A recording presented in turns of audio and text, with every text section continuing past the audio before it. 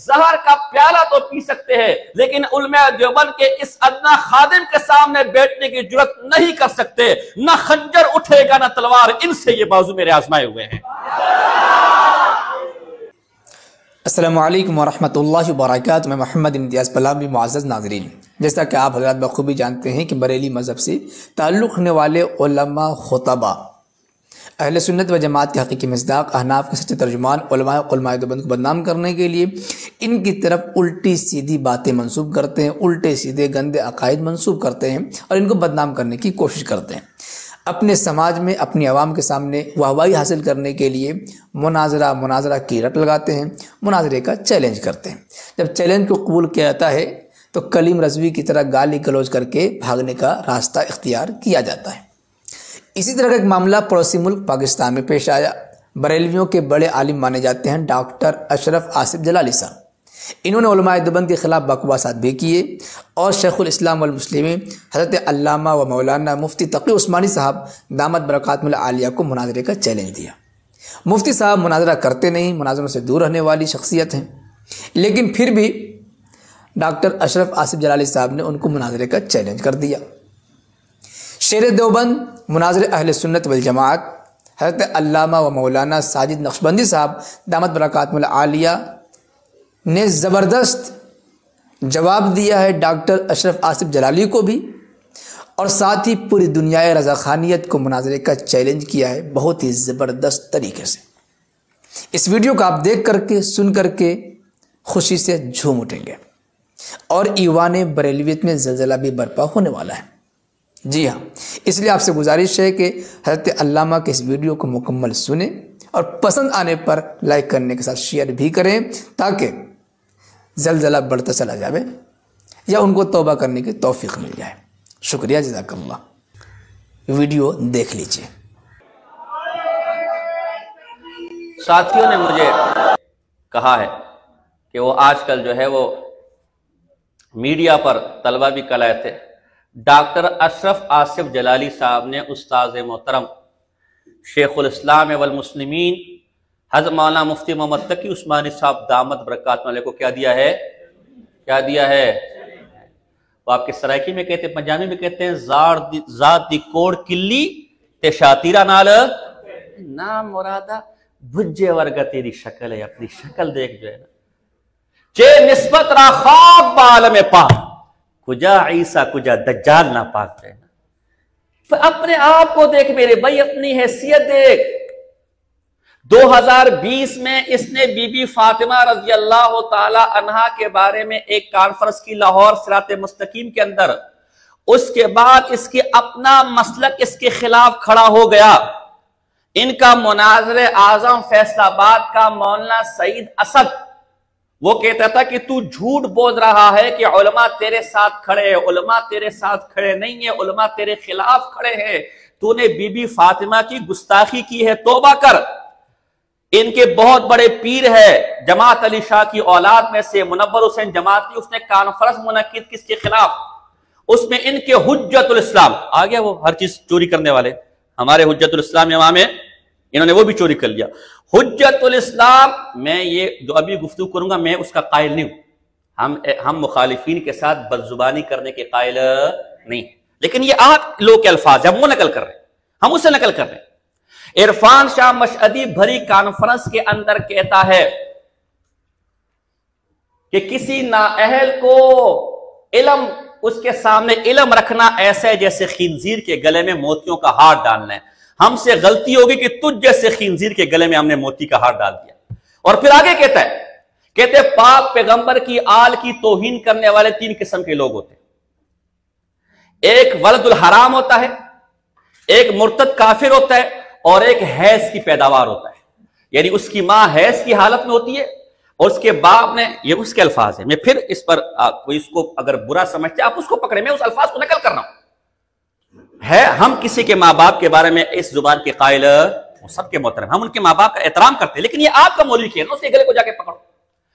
یعنی اس کی ماں کو حیض آیا ہوا ہوتا ہے اور اس کا شوہر اس حالت میں اس سے وطی کرتا ہے، اس سے جو بچہ پیدا ہوتا ہے وہ حیض کی اولاد ہوتا ہے۔ کہتا تجھے میں مرتد تو کہتا نہیں، تو مرتد نہیں، یہ بھی تجھے تمغہ نہیں دیتا،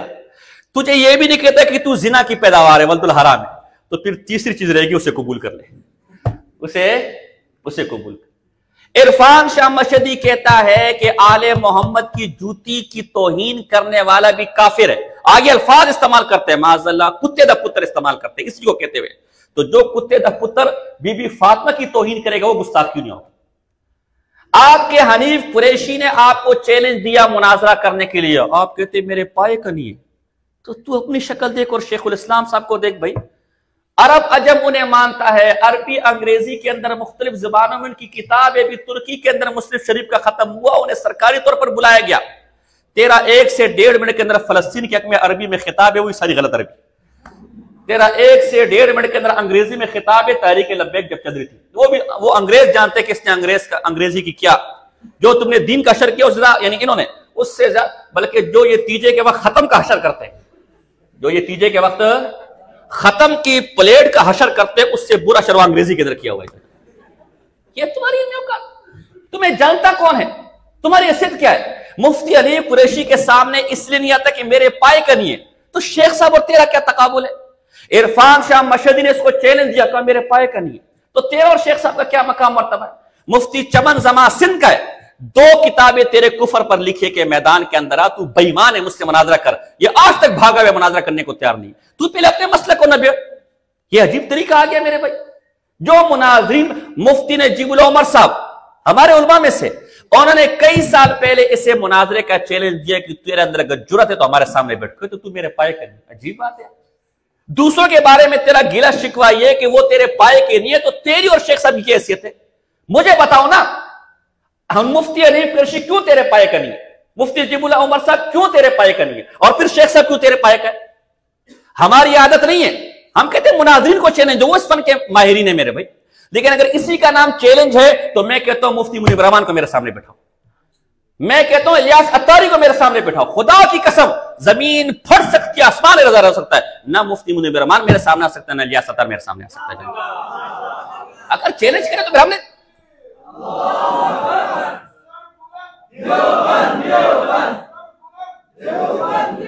چھوڑو اس کو، ڈاکٹر اشرف آصف جلالی کیا ہے، ہمارا کیا، ان کا کیا، چھوڑو اس کو، میں کہتا ہوں یار جس کو تم مناظر سمجھتے ہو، اس کو تم کوئی بھی ہو، ہم نے حق باطل کا فیصلہ کرنا ہے نا، میں کہتا ہوں لے اس کو میدان کے اندر، اعلیٰ حضرت پر بحث کرتے،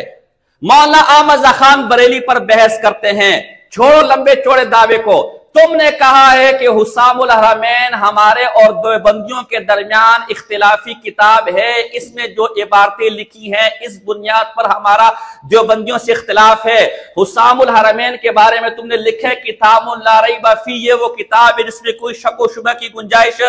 تم اس کتاب کے بارے میں کہتے ہو کہ اس پر ایمان لانا ضروری ہے، جو اس پر ایمان نہ لاوے وہ مسلمان، میں کہتا ہوں کائنات کی سب سے جھوٹی کتاب یہ کتاب ہے، چٹے کوڑ اس کتاب کے اندر احمد خان بریلی نے لکھا ہے، اور چھوڑو احمد خان بریلی نے اس کتاب کے اندر حضرت مولانا رشید گنگوئی صاحب رحمت اللہ تعالی علیہ کی طرف جو جھوٹا فتویٰ منسوب کیا ہے، شرق ہو یا غرب ہو، پاکستان ہو، عرب ہو یا عجم ہو، کوئی مائی کا لاد جو سمجھتا ہے کہ میں اعلیٰ حضرت کی حلالی اولاد ہوں، ثابت النسب ہوں، میں اعلیٰ حضرت پر جان فدا کرنے والا ہوں، میں بڑے وثوق کے ساتھ رب محمد کی قسم کھا کر کہتا ہوں احمد خان نے جھوٹ بولا ہے، احمد خان نے کائنات کا سیاہ ترین جھوٹ بولا ہے، اعلیٰ حضرت اس کتاب کو لکھ کر سیاہ ترین جھوٹ کے مرتکب ہو چکے، کوئی مائی کلال میں یہ نہیں کہتا کہ فلاں مفتی اعظم کو بلا لو، فلاں مفتی اعظم کو بلا لو، میں کہتا ہوں جسے تم مناظر اعظم مانتے ہو، جسے تم مناظر مانتے ہو، آؤ میرے سامنے میدان میں بیٹھے، میں علماء دیوبند کا یہ ادنا خادم اس کے سامنے بیٹھتا ہوں، وہ حسام الحرمین کے اندر مولانا گنگوئی صاحب کی طرف جو جھوٹا فتویٰ منسوب کیا ہے اسے سچا ثابت کر دے، جو چور کی سزا وہ میری سزا، لیکن رب محمد کی قسم قیامت تو قائم ہو سکتی ہے، ہم بھی دنیا سے چلے جائیں گے اور یہ بھی دنیا سے چلے جائیں گے، زہر کا پیالہ تو پی سکتے ہیں لیکن علماء دیوبند کے اس ادنا خادم کے سامنے بیٹھنے کی جرات نہیں کر سکتے، نہ خنجر اٹھے گا نہ تلوار، ان سے یہ بازو میرے آزمائے ہوئے ہیں۔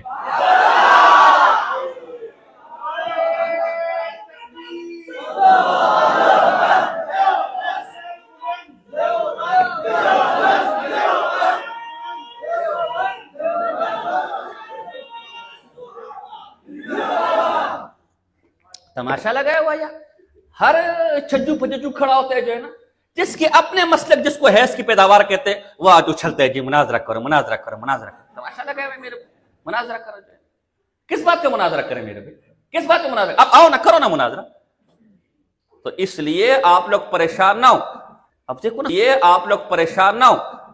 वो एक आदमी था ना, वो एक मौलवी साहब के पास आया, देखा मौलवी साहब मैं बड़ा घूमा फिरा हूं, बड़ा घूमा फिरा हूं, बड़ा घूमा फिरा हूं, शोहरत ही नहीं मिलती, शोहरत ही। मौलवी साहब ने कहा तरीका बताऊं, कहां? बता से बजुमाता के गोलू का। मौलवी साहब नहीं समझे, उसने कहा मेहराब के अंदर हक करा, अगले दिन हर मौलवी तेरा जिक्र कर रहा होगा। अब देखो ना, हम यहां बैठे मसाइल के लिए और जिक्र इसका आ गया, तो ये शोहरत की वजह थी ना, ये वो चाहता था कि लोग के मुंह पर मेरा नाम है, लोग मुझे याद करें। इसलिए हम ना इस तरह की बात करने के आदी हैं। ये आप इसको महसूस ना करें, उनके जो शागिर्द है, जैसे आप उनके शागिर्द महसूस कर रहे कीजिए हमारे उस्ताद के बारे में कह दिए, हम भी तो शेख साहब के शागिर्द थे, बोले हम महसूस नहीं करेंगे। भाई ये जवाब यहाँ गजल है मेरे भाई। शीशे के महल में आप दूसरों को पत्थर मारे और फिर गिला ये करे कि मेरा शीशा किसने तोड़ दिया, उससे बड़ा बेवकूफ कोई नहीं। एक आदमी, वो छानी समझते हो? छानी किसको बोलते? छानी, हाँ बोलो ना यार। छानी साहिबा या छानी शरीफ, वो लोटे को देख कर कहती है, ओए तुझ में तो 2 सुराख है, तुझ में तो,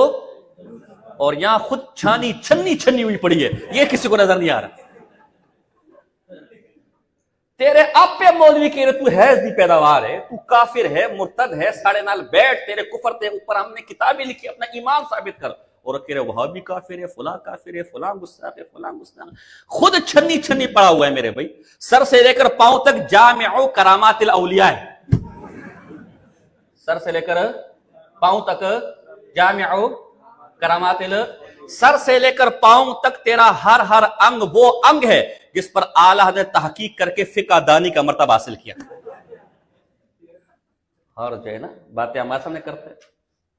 वो आदमी जब नया